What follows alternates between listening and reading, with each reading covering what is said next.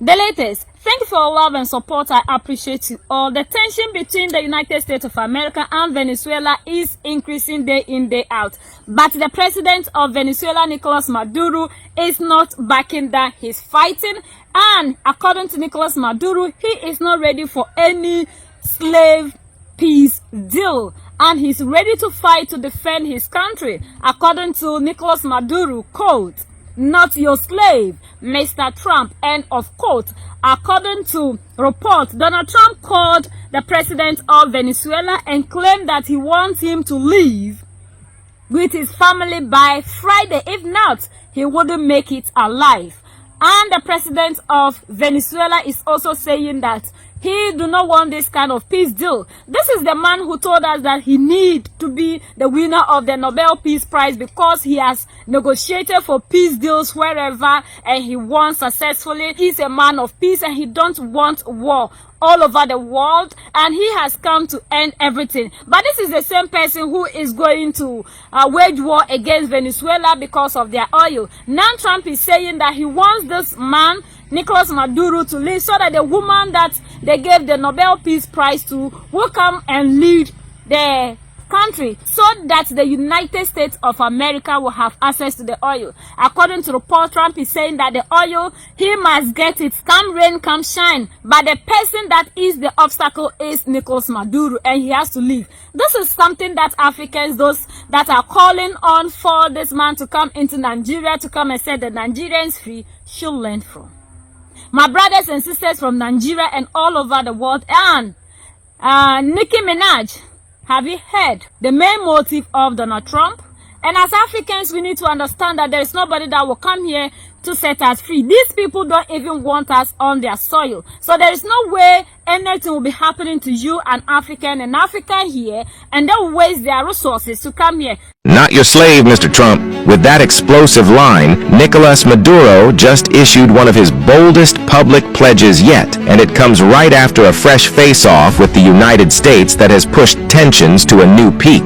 In a fiery national address, Maduro accused Washington, and specifically Donald Trump, of trying to humiliate Venezuela with new political and military pressure. He vowed that Venezuela would never submit to U.S. demands and promised a sweeping national sovereignty campaign, doubling down on resistance to U.S. sanctions, military posturing, and diplomatic isolation.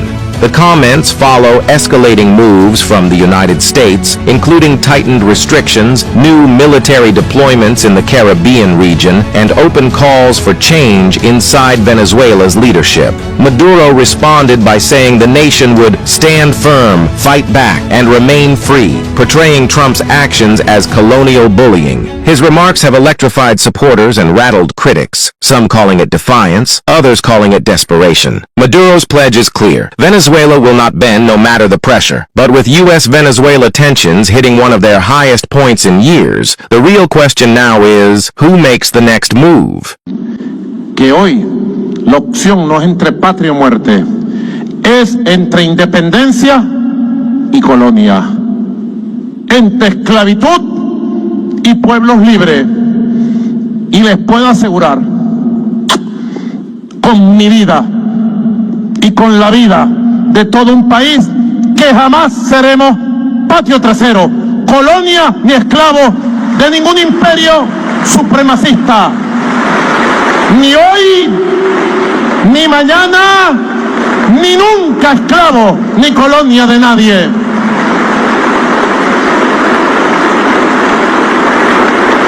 Washington speaks again, and as usual, they speak like emperors of a fading empire.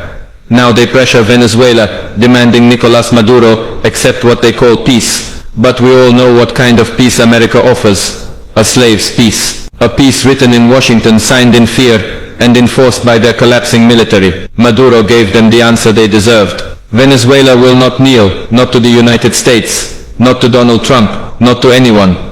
Trump believes he is the king of negotiations, yet every deal he touches collapses the moment he opens his mouth. He threatens, he shouts, he posts on social media like an angry teenager. But this is not strength, this is insecurity. America thought Venezuela would bow, but they forget. Real nations do not bend to bullies. Look at history. Every country that trusted the United States was rewarded with chaos, debt and humiliation, and yet Washington still pretends to be the defender of freedom. He scoffs, freedom. America forces nations into obedience with sanctions. This is not freedom. This is blackmail. Venezuela does not want slavery disguised as diplomacy, and Russia will not stand by while Washington plays empire. And Trump, listen carefully. He pauses. You can shout at Maduro, you can threaten him, you can tweet all night, but Venezuela does not fear you. And neither does Russia. The world is changing. US dominance is ending, and those who refuse to kneel will shape the future. America wanted a slave. Instead, they awakened a nation. Very happy to be able to meet Captain Traoré and together to be able to lay the foundations for a strengthened relationship between our two countries. We are brothers and sisters of the same mother, who is Mother Africa. And we admire the struggle that Burkina Faso has always waged for freedom, independence, and justice. We have built very good things between Burkina Faso and Venezuela, between Africa and South America. Today we have embarked on a new path.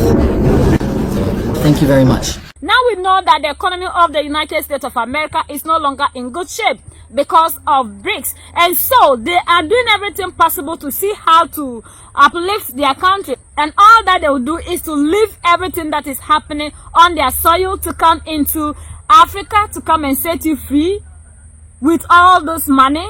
What at all did you contribute to the United States of America, Christians from Nigeria? If I may ask, we need to wake up.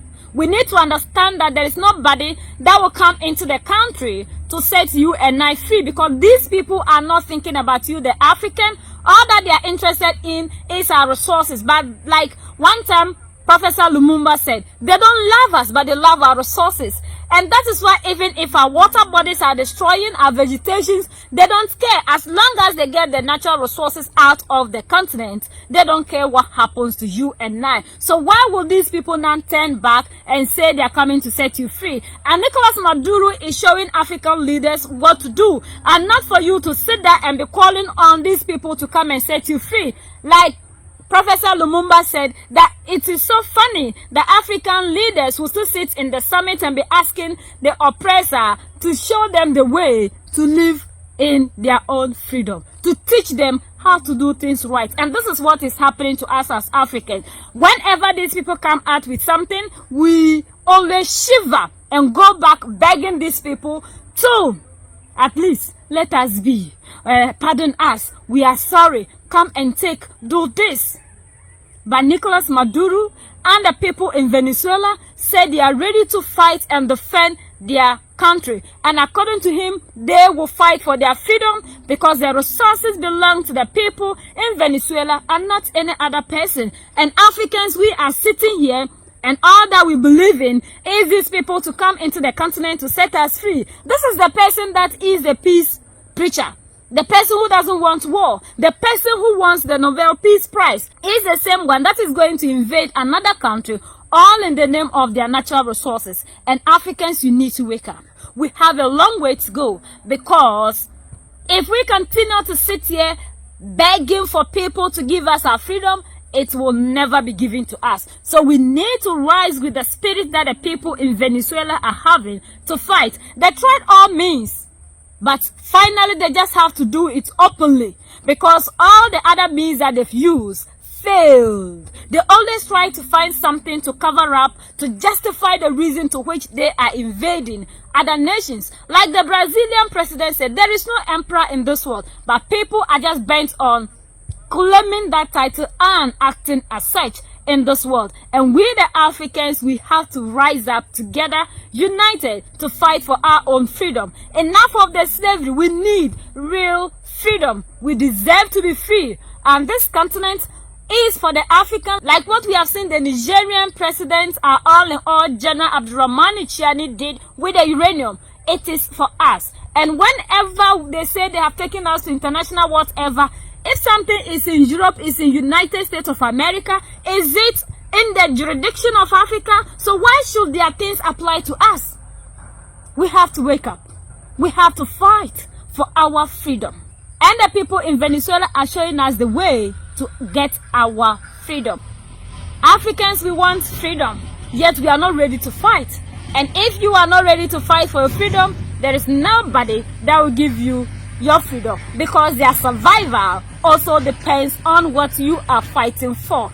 And if we don't rise up to fight and claim ownership of what we have, other people will take and claim ownership of our own thing. And this is what is happening. Now, Africans, we are begging. That's why when they even come and strike 756% deals with us, we are so excited with our own things. We don't even determine what we want, the prices other people say, and all that we do is to just obey and nothing more. So we need to wake up as Africans, united to fight for that better Africa we are looking for.